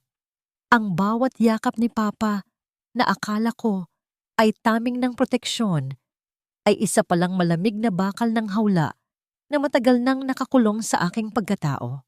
Ang kaisipang ito ay tila isang lason na dahan-dahang kumakalat sa bawat himaymay ng laman ni Maribel habang nakatayo siya sa gitna ng malamig na pasilyo ng ospital. Ang tuloy-tuloy na tunog ng monitor sa loob ng silid ni Yaya Rosa. Isang mahaba at walang katapusang huni na nagbabadya ng paghinto ng isang buhay ay tila naging hudyat din ng paghinto ng mundong kinagisnan niya. Wala na ang mga doktor, wala na ang mga nurse. Ang tanging naiwan ay ang nakabibinging katahimikan at ang amoy ng kamatayan na humahalo sa halimuyak ng mga mamahalin at sariwang bulaklak na ipinadala ni Victor. Dahan-dahang binuksan ni Maribel ang lumang sulat na iniwan ni Yaya Rosa. Ang papel ay madilaw na, malutong sa bawat paghawak, at may mga bahid ng tuyong luha na tila mga bakas ng isang nakaraang puno ng pait. Sa bawat salitang nababasa niya, ang kanyang paningin ay lalong lumalabo. Hindi ito sulat ng pagkapuot, kundi isang pagsisisi mula sa kanyang ina, si Ekaterina ang matanda. Nakasaad doon ang katotohanang pilit ibinaon ni Victor na si Sofia, ang babaeng itinuring niyang kaaway, ay bunga ng isang lihim na relasyon ng kanyang ina sa ibang lalaki bago ito pilit na ipakasal kay Victor para sa pagsasama ng dalawang makapangyarihang angkan. Naramdaman ni Maribel ang panghihina ng kanyang mga tuhod. Napasandal siya sa malamig na pader, ang kanyang kamay ay mahigpit na nakahawak sa kanyang tiyan. Ang sanggol sa loob ay tila naging malikot. Isang paalala na sa gitna ng lahat ng kasinungalingan, may isang buhay na inosente na naghihintay ng liwanag. Lumingon siya kay Victor na ngayon ay nakatayo sa dulo ng pasilyo. Ang kanyang anino ay mahaba at madilim sa ilalim ng mga ilaw ng ospital. Bakit, Papa? Bakit kailangang maging ganito kalupit ang katotohanan? Ang boses ni Maribel ay mahina. Parang isang hikbi na pilit pinipigil. Ginamit mo ako. Ginamit mo ang sakit ko kay Marcos para mahanap si Sofia at ang pamilya niya. Hindi dahil gusto mo akong iligtas, kundi dahil gusto mong burahin ang huling mantsa sa iyong dangal. Lumapit si Victor. Ang bawat hakbang ng kanyang tungkod sa sahig ay tila isang paghatol. Ginawa ko ang lahat para sa pamilya Sterling, Ekaterina. Ang dangal ng ating pangalan ay mas mahalaga kaysa sa kahit anong damdamin. Ang babaeng iyon, si Sofia, ay isang paalala ng pagkakamali ng iyong ina. Hindi siya dapat maging bahagi ng iyong mundo. Ngunit kapatid ko siya. Kadugo ko siya, Papa. Ang sigaw ni Maribel. Ang kanyang tinig ay pumailan lang Sa tahimik na pasilyo, puno ng hapdi na nagmumula sa kailaliman ng kanyang kaluluwa. Ang tanging taong akala ko ay kalaban ko ay ang tanging pamilya na natitira sa akin bukod sa'yo. At hinayaan mo akong saktan siya. Hinayaan mo kaming mag-away para sa isang lalaking walang kwenta na katulad ni Marcus. Isang malamig na ngiti ang sumilay sa mga labi ni Victor. Isang ngangiting tila walang bahid ng pagsisisi. Ang pag-ibig ay isang kahinaan, anak, at ang kahinaan ay walang puwang sa ating imperyo. Ngayong wala na si Rosa, ikaw na lamang ang nakakaalam ng katotohanan at inaasahan kong mananatili itong lihim para sa kinabukasan ng iyong anak. Tinalikuran ni Maribel ang kanyang ama. Sa sandaling iyon, ang karangyaan ng Sterling Group ay naging kasing pait ng lason sa kanyang panlasa. Dahan-dahan siyang naglakad palayo, hindi patungo sa mga itim na sasakyang naghihintay sa labas, kundi patungo sa kadiliman ng gabi. Ang ulan ay nagsimulang pumatak ng malakas, tila hinuhugasan ang bawat bakas ng kanyang pagiging isang Sterling. Kailangan niyang mahanap si Sofia, hindi para maghiganti, kundi para humingi ng tawad. Ngunit saan niya hahanapin ang isang babaeng nawalan na ng lahat dahil sa kanyang sariling mga kamay? At paano niya haharapin ang katotohanang ang kanyang buong buhay ay binuo lamang sa ibabaw ng mga bangkay ng katotohanan? Habang naglalakad siya sa ilalim ng ulan, naramdaman ni Maribel ang isang matinding kirot sa kanyang sinapupunan. Napaluhod siya sa basang semento, ang kanyang paningin ay nagsimulang magdilim. Sa gitna ng labo ng kanyang paningin, nakita niya ang isang pares ng sapatos na huminto sa kanyang tapat. Isang pamilyar na pabango ang dinala ng hangin. Ang pabangong ginagamit ni Sofia. Maribel? Ang boses ni Sofia ay gumaralgal, puno ng pait at pag-aalinlangan. Bakit ka naririto? Hindi ba't nakuha mo na ang lahat? Tumingala si Maribel. Ang kanyang mga mata ay puno ng pagsusumamo. Sofia, patawarin mo ako. Hindi ko alam. Hindi ko alam na tayo ay, ang kanyang mga salita ay naputol nang muling sumipa ang matinding sakit sa kanyang tiyan. Ang huling nakita ni Maribel bago siya tuluyang mawalan ng malay ay ang takot sa mga mata ni Sofia. Isang takot na hindi nanggagaling sa galit, kundi sa isang likas na pag-aalala ng isang kapatid. Mabubuhay pa kaya ang sanggol ni Maribel sa gitna ng trahedyang ito? At handa na ba si Sofia na tanggapin ang kamay ng babaeng naging dahilan ng kanyang pagbagsak? Ngayong alam na nila ang madugong lihim na nag-uugnay sa kanila. Ang bawat pintig ng aking puso sa monitor ay tila ba isang pakiusap sa aking anak na huwag kaming iwan sa gitna ng unos na ito. Ang kaisipang ito, ang unang sumalubong sa kamalayan ni Maribel nang dahan-dahan niyang imulat ang kanyang mga mata. Ang puting kisame ng ospital ay tila isang malawak at walang hanggang kawalan, malamig at walang pakiramdam. Ang bawat paghinga niya ay may kasamang amoy ng antiseptic at ang tuyong hangin mula sa air conditioner na humahaplos sa kanyang namumutlang balat. Naramdaman niya ang bigat ng suwerong nakatusok sa kanyang kamay, isang paalala na ang kanyang katawan ay bumigay na sa tindi ng sakit ng kalooban na kanyang pinapasan. Sa gilid ng kanyang kama, isang figura ang dahan-dahang gumalaw. Hindi ito si Victor. Hindi rin ito si Marcus. Ang nakita ni Maribel ay ang gusot-gusot na anyo ni Sofia. Ang kanyang mga mata ay mapula sa puyat at ang kanyang buhok ay wala na ang dati nitong ningning. Nakaupo si Sofia sa isang matigas na silya. Ang kanyang mga kamay ay mahigpit na nakahawak sa laylayan ng kanyang basang damit. Isang matinding irony ang bumalot sa silid.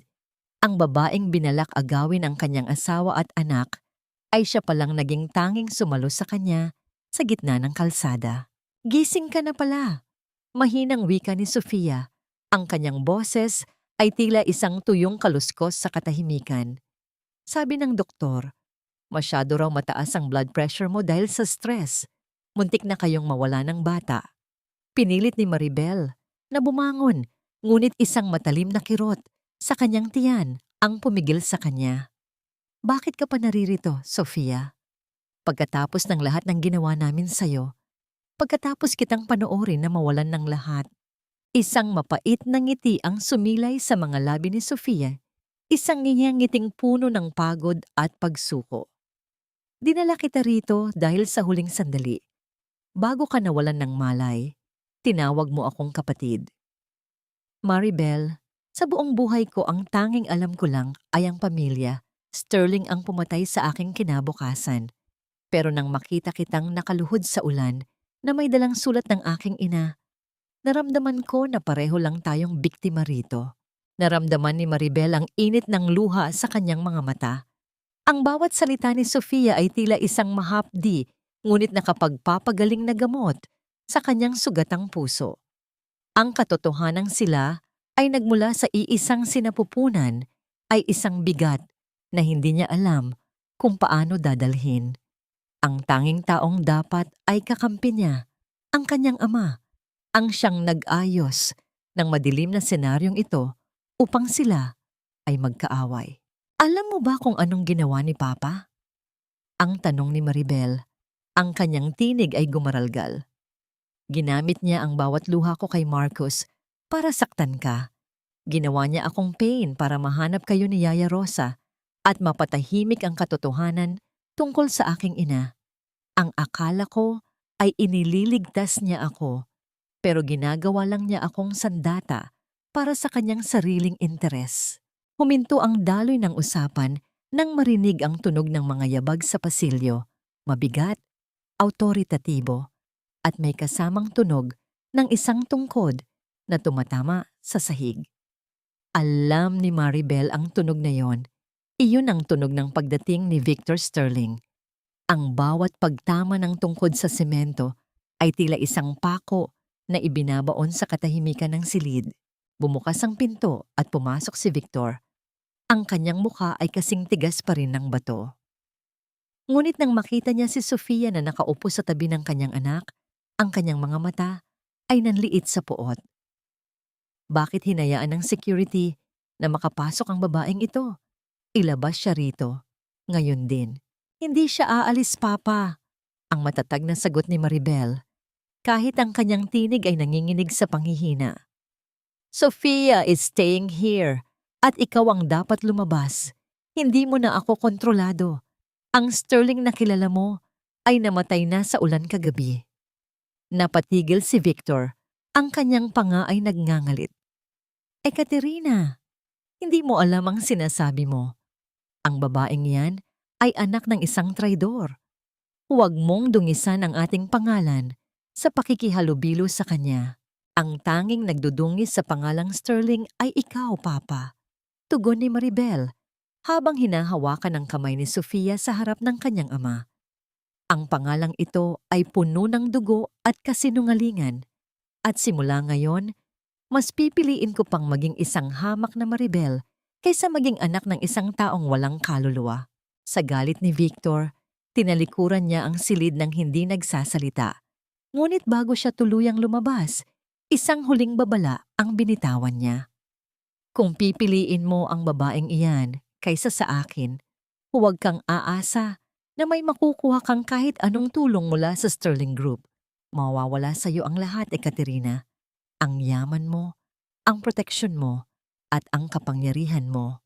Nang tuluyang sumara ang pinto, muling nabalot ng katahimikan ng silid. Tiningnan ni Maribel si Sofia. Pareho silang wala ng yaman. Pareho silang talunan sa mata ng lipunan. At parehong wasak ang kanilang mga pamilya. Ngunit sa unang pagkakataon, naramdaman ni Maribel na siya ay malaya. Ano nang gagawin natin ngayon? Ang tanong ni Sofia, ang kanyang tinig ay puno ng kaba para sa hinaharap. Dahan-dahang hinimas ni Maribel ang kanyang tiyan. Ang sipa ng kanyang anak ay tila isang mensahe ng pag-asa. Magsisimula tayo muli, Sofia. Bilang magkapatid, hindi kailangan ng ginto para makabuo ng isang pamilya. Kailangan lang natin ng katotohanan. Ngunit sa gitna ng kanilang munting sandali ng kapayapaan, pumasok ang isang nurse na may dalang balita mula sa presinto. Ang balitang yon ay nagpabago muli sa takbo ng kanilang mga puso. "Ma'am, may tawag po para sa inyo. Si Marcus, nagpakamatay daw po sa loob ng kanyang selda, ngunit may iniwan siyang sulat na para lamang sa inyong dalawa ni Sofia." Ano ang huling mensahe ng lalaking naging mitya ng kanilang pagdurusa? At mayroon pa bang lihim na maaaring bumulabog sa kanilang sisimulang katahimikan? Minsan, ang kamatayan ay hindi isang pagtakas mula sa mga kasalanan, kundi ang huling sampal ng katotohanan sa mga taong naiwan sa gitna ng pagkawasak. Ang kaisipang ito ay tila isang malamig na hamog na bumalot sa buong silid ni Maribel nang marinig ang balita mula sa nurse. Ang bawat salita tungkol sa pagwawakas ng buhay ni Marcus ay tila mga tipak ng yelo na bumabagsak sa kanyang pandinig, nag-iiwan ng isang uri ng pamamanhid na mas masakit pa kaysa sa galit. Tumingin siya kay Sofia at nakita niya sa mga mata nito ang parehong uri ng pagkabigla, isang halo ng pait, panghihinayang at ang nakapanlulumong realisasyon na ang lalaking naging sentro ng kanilang pag-aaway ay wala na.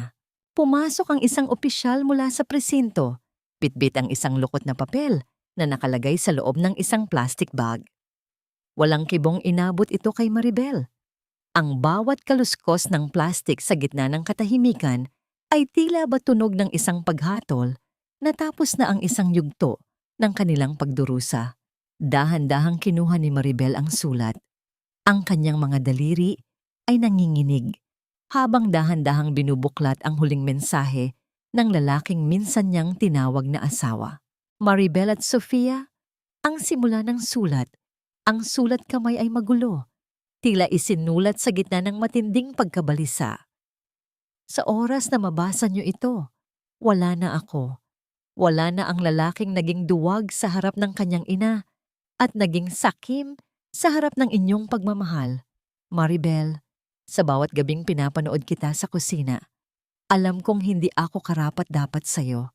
Sofia, ginamit kita dahil akala ko ay ikaw ang susi sa aking kaligtasan. Ngunit sa huli, ang sarili ko lang pala ang aking kinalaban. Naramdaman ni Maribel ang pagpatak ng luha sa papel, binubura ang ilang mga salita. Ang bawat letra ay tila may kasamang huling hininga ng pagsisisi. Huwag niyong hanapin ang aking kapatawaran dahil alam kong wala akong puwang sa inyong mga puso. Ngunit bago ako umalis, kailangang malaman niyo ang katotohanan tungkol kay Mama. Hindi lamang siya sakim, Maribel. Siya ang pumatay sa iyong pag-asa noong nalaman niyang buntis ka. Siya ang nagbayad sa mga tauhan upang saktan ka noong gabing muntik ka nang madapa sa hagdanan. Lahat ng kasamaang ginawa ko, siya ang bumulong sa aking pandinig. Nabitawan ni Maribel ang sulat. Ang bawat alaala ng kanyang mga aksidente sa loob ng mansyon ay tila nagkaroon ng malinaw na paliwanag. Ang bawat pagkakataon na muntik na siyang mawalan ng anak ay hindi pala nagkataon, kundi bahagi ng isang madilim na plano ni Doña Remedios upang tuluyan siyang mabura sa buhay ni Marcus. Ang kanyang biyenan ay hindi lamang isang kontrabida. Siya ay isang mamamatay tao sa puso at isipan. Lumapit si Sofia at hinawakan ang balikat ni Maribel. Sa unang pagkakataon, ang kanilang ugnayan ay hindi na nababahiran ng selos. Maribel, sapat na ito. Wala na si Marcus. Wala na ang taong nag-ugnay sa atin sa impyernong iyon. Ngunit ang kanyang ina, hanggat malaya siya, hindi tayo magkakaroon ng kapayapaan. Tama ka, Sofia. Tugon ni Maribel. Ang kanyang tinig ay naging matatag muli, punong-puno ng malamig na determinasyon. Hindi sapat ang pagkakakulong para sa isang babaeng kayang pumatay ng sarili niyang apo. At ngayong wala na ang kanyang kaisa-isang anak, alam kong wala na siyang takot na gagawin ang lahat para makuha tayo. Ang usapan ay naputol nang marinig ang malakas na sigaw mula sa labas ng pasilyo ng ospital. Ang tunog ng mga nagtatakbuhang nurse at ang pagbagsak ng mga kagamitang medikal ay tila isang babala. Isang security guard ang mabilis na pumasok sa silid. Ang mukha ay puting-puti sa takot. Ma'am, kailangan niyo pong lumabas. May isang babaeng nagwawala sa labas at may dalang granada. Sinasabi niyang kukunin daw niya ang kanyang apo. Nanlamig ang buong pagkatao ni Maribel. Ang bawat tibok ng kanyang puso ay tila isang babala ng paparating na wakas. Alam niyang si Doña Remedios iyon. Ang pagkawala ni Marcos ay tuluyan ng nagpabaliw sa matanda. At ngayon ay handa na itong idamay ang lahat sa kanyang pagbagsak. Sofia, tumakas ka na. Ang bulong ni Maribel habang pilit na tumatayo mula sa kama. Ako ang kailangan niya. Ako ang punot dulo ng galit niya. Hindi kita iiwan, Maribel. Ang sagot ni Sofia, ang bawat salita ay puno ng katapatan. Kapatid kita. Kung mamamatay tayo rito, mamamatay tayong magkasama. Habang ang tunog ng papalapit na mga yabag at ang histeryosong tawa ni Doña Remedios ay pumapailan lang sa pasilyo, naramdaman ni Maribel ang huling sipa ng kanyang anak. Isang sipa na tila nagsasabing kailangan nilang lumaban para sa kanilang kinabukasan. Sa gitna ng takot at kaguluhan, isang panibagong lakas ang lumitaw sa kanyang mga mata. Hindi na siya ang biktimang si Maribel. Siya ang huling sterling na titapos sa sumpa ng pamilyang ito. Maitatawid ba ni Maribel ang kanyang anak mula sa kamay ng isang hibang na lola? At ano ang magiging kapalaran ni Sofia sa huling pagtutuos na ito na magtatakda ng kanilang kalayaan? Ang bawat hakbang ng kamatayan sa pasilyo ay tila ba ang huling awit ng isang baliw na pilit inaagaw ang liwanag mula sa aking sinapupunan. Ang kaisipang ito, ang tanging humahawak sa katinuan ni Maribel habang ang marahas na pagbalandra ng pinto ng silid ay yumanig sa buong paligid. Ang tunog ng pagkakasira ng trangka ay tila isang hudyat ng pagdating ng isang halimaw mula sa nakaraan. Pumasok si Doña Remedios. Ang kanyang anyo ay hindi na ang marangyang reyna na nakilala ni Maribel. Ang kanyang buhok ay gulo-gulo. Ang kanyang mga mata ay nanlilisik sa pagitan ng luha at galit at ang kanyang mga kamay ay nanginginig habang hawak ang isang matalim na bagay at isang maliit na kagamitang nagbabanta ng pagsabog. Nasaan ang apo ko?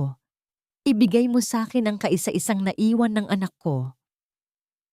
Ang boses ni Remedios ay kasing talas ng basag na bubog, puno ng histerya na nagpapalamig sa dugo ng sino mang makakarinig. Pinatay niyo si Marcos, pinatay niyo ang aking kaisa-isang buhay. Ngayon, kukunin ko ang sa akin. Kahit kailangan kong ubusin ang lahat ng hininga sa silid na ito. Mabilis na humarang si Sofia sa harap ni Maribel. Nakadipa ang dalawang kamay na tila isang matibay na kalasag. Matigas ang kanyang tingin, ngunit nanginginig ang boses sa galit na matagal niyang pinigilan. Lumayo kayo, senyora. Wala na kayong makukuha rito, kundi ang katotohanang matagal ninyong tinakasan. Si Marcos ay winasak ng sariling mga kasalanan, mga kasinungalingan, kasakikiman, at kapalaluang kayo mismo ang nagpalaki sa kanya.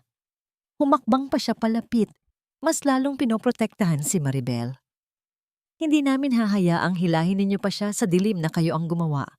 Tapos na ang panahon na pananahimik lang ang isasagot namin sa pang-aapi ninyo. Isang mapait at nakatitindig balahibong tawa ang kumawala sa mga labi ni Remedios. Ang bawat hagik-hik niya ay tila isang paalala ng kanyang tuluyang pagkawala sa katinuan. Kasalanan ko? Hindi, kasalanan ng babaeng yan. Ang sterling na yan, ang sumpa sa pamilya namin. Naramdaman ni Maribel ang init ng galit na humahalo sa kanyang takot. Sa halip na magtago sa likod ni Sofia, dahan-dahan siyang tumayo mula sa kama, ininda ang bawat kirot sa kanyang katawan. Humakbang siya ng pasulong, ang kanyang mga mata ay diretsong nakatingin sa kanyang dating biyenan. Ang bawat hakbang niya sa malamig na tile ng ospital ay tila isang pagbawi ng bawat sentimetro ng kanyang dignidad na tinapaktapakan ng matanda sa loob ng 5 taon. Tingnan mo ako, Remedios.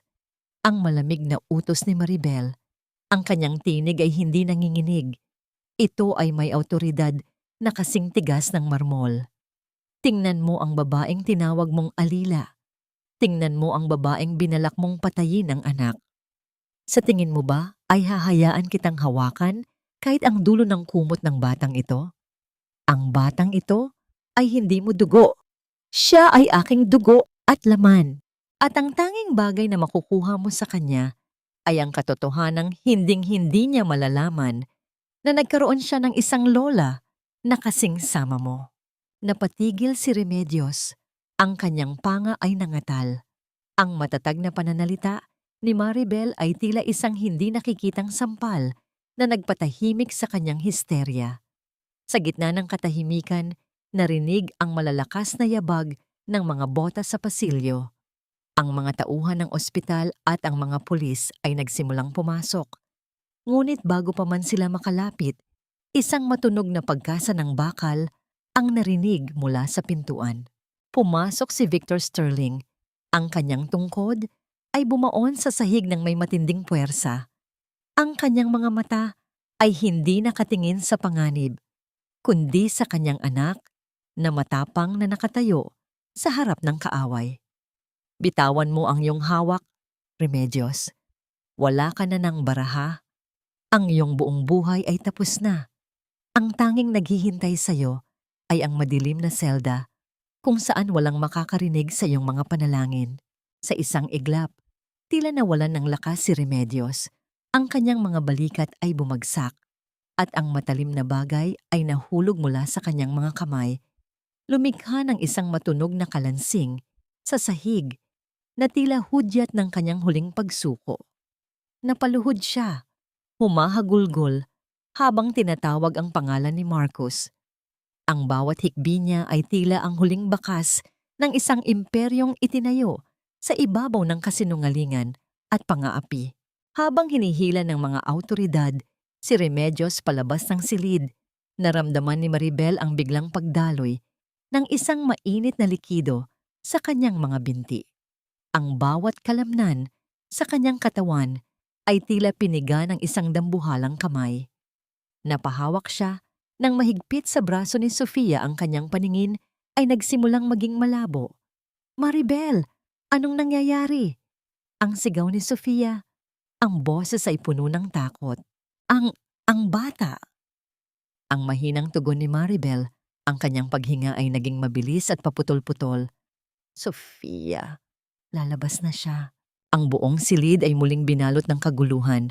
Ngunit sa pagkakataong ito, hindi ito kaguluhan ng galit, kundi ng pag-asa. Ang mga nurse ay mabilis na lumapit. Inihahanda ang lahat para sa isang biglaang panganganak. Sa gitna ng sakit at hirap, nakita ni Maribel ang kanyang ama na nakatayo sa gilid. Ang mukha ay may bakas ng matinding pag-aalala. Tumingin din siya kay Sofia, na mahigpit na hawak ang kanyang kamay. Mabubuhay kaya ang sanggol sa gitna ng matinding stress na dinanas ni Maribel? At magagawa bang tawirin ng bagong buhay na ito ang tulay ng kapatawaran para sa isang pamilyang winasak ng puot at kasakiman? Ang bawat hapdi ng paghilab sa aking sinapupunan ay tila ba ang huling paghuhugas ng bawat dumi ng nakaraan, isang sakripisyong kailangang dumaan sa apoy upang maisilang ang purong liwanag. Ang silid ng panganganak ay binalot ng isang kakaibang tensyon, kung saan ang tunog ng bawat mabilis na paghinga ni Maribel ay sumasabay sa ritmikong tunog ng fetal monitor. Hawak ni Sofia ang kanyang kanang kamay. Ang mga daliri nito ay mahigpit na nakakapit, na tila ba ibinibigay ang lahat ng natitira nitong lakas sa kanyang kapatid. Sa kabilang banda, ang bawat patak ng pawis sa noo ni Maribel ay pinapahid ng isang nurse, habang ang boses ng doktor ay tila isang gabay sa gitna ng isang madilim na bagyo. "Konti na lang, Maribel. Isang malakas pang itulak. Isipin mo ang iyong anak. Isipin mo ang bagong buhay na naghihintay sa'yo." Ang malumanay, ngunit matatag na utos ng doktor. Ipinikit ni Maribel ang kanyang mga mata. Sa gitna ng matinding sakit, Hindi ang mukha ni Marcos ang kanyang nakita at hindi rin ang puot ni Doña Remedios. Ang nakita niya ay ang nakangiting mukha ni Yaya Rosa at ang malungkot ngunit mapagmahal na mga mata ng kanyang ina. Naramdaman niya ang lahat ng sakit ng 5 taon, ang gutom, ang mga sampal, ang mga panlalait ay unti-unting nagbubura, pinapalitan ng isang kakaibang lakas na nagmumula sa kanyang pagiging ina. Sa isang huling matinding pagtulak, ang buong silid ay tila binalot ng katahimikan bago ito naputol ng isang matinis at malakas na iyak. Ang unang yak ng kanyang sanggol ay tila isang banal na awit na nagpabagsak sa bawat pader ng kanyang pagdurusa. Nang ilapag, ang mainit at maliit na katawan sa kanyang dibdib, naramdaman ni Maribel ang isang uri ng kaligayahan na hindi kayang bilhin ng kahit anong yaman ng mga sterling. Ang amoy ng sanggol, ang maliliit nitong daliri na humawak sa kanyang damit ay sapat na upang malaman niyang ang bawat luha niya ay sulit. Isang malusog na batang lalaki. Bulong ni Sofia, ang kanyang mga mata ay nagniningning sa luha ng kagalakan. Maribel, nagtagumpay tayo. Matapos ang ilang oras, habang ang paligid ay payapa na at ang sanggol ay mahimbing na natutulog sa tabi ni Maribel, pumasok si Victor Sterling. Ang kanyang tindig ay nananatiling matikas, ngunit ang kanyang mga mata ay may bakas ng pagkatalo. Isang pagkatalong hindi nanggaling sa negosyo, kundi sa katotohanang hindi na niya hawak ang puso ng kanyang anak. Gusto kong makita ang aking apo, ang mahinang wika ni Victor habang nakatitig sa sanggol. Bibigyan ko siya ng lahat. Ang pangalang Sterling, ang magpoprotekta sa kanya sa mundong ito. Gagawin ko siyang tagapagmana ng lahat ng aking imperyo. Dahan-dahang tumingin si Maribel sa kanyang ama. Wala na ang galit sa kanyang mga mata. Tanging isang malalim na pag-unawa na ang kanyang ama ay isang taong nakakulong sa sarili nitong ginto. Ang batang ito ay hindi magiging Sterling Papa. Ang pangalan niya ay Gabriel, isang pangalang hiram sa langit at isang pangalang malaya sa anumang sumpa ng ating pamilya.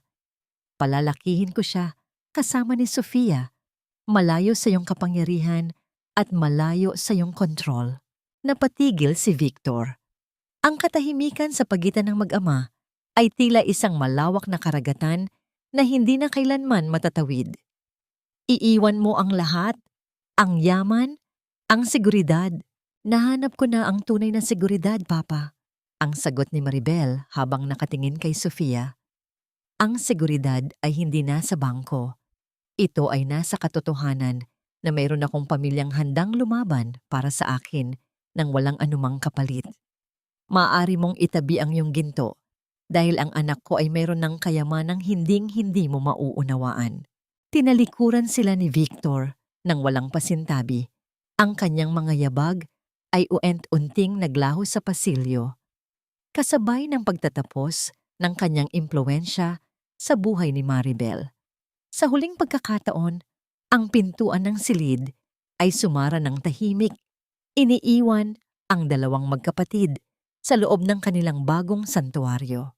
Lumipas ang mga buwan sa isang simpleng bahay sa tabing dagat, malayo sa ingay ng Maynila at sa anino ng mga Sterling. Nakaupo si Maribel sa isang rocking chair habang hinihele ang lumalaking si Gabriel. Ang tunog ng mga alon na humahampas sa pampang ay tila isang natural na oyayi. Sa kanyang tabi, si Sofia ay abala sa pag-aayos ng mga bulaklak sa hardin. Ang kanyang mukha ay puno na ng kapayapaan. Nalaman nilang si Doña Remedios ay tuluyan ng nawalan ng bait sa loob ng pasilidad.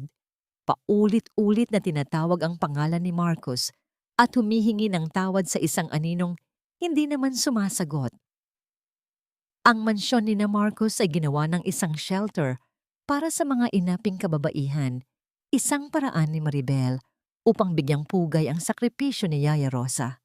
Maribel, tingnan mo tawag ni Sofia habang itinuturo ang papalubog na araw na nagbibigay ng gintong kulay sa buong dagat.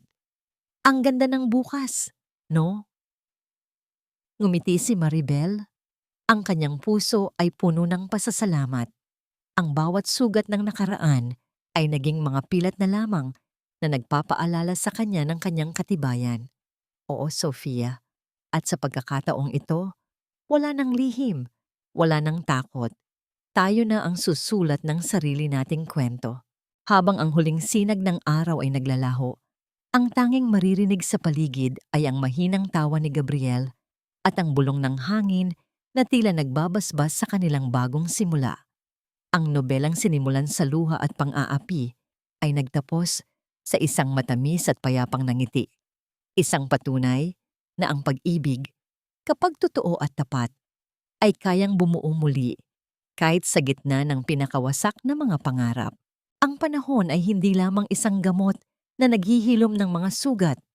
Ito ay isang daloy ng tubig na dahan-dahang tumatangay sa mga latak ng pait hanggang sa ang matira na lamang ay ang malinaw na refleksyon ng ating sariling kaluluwa.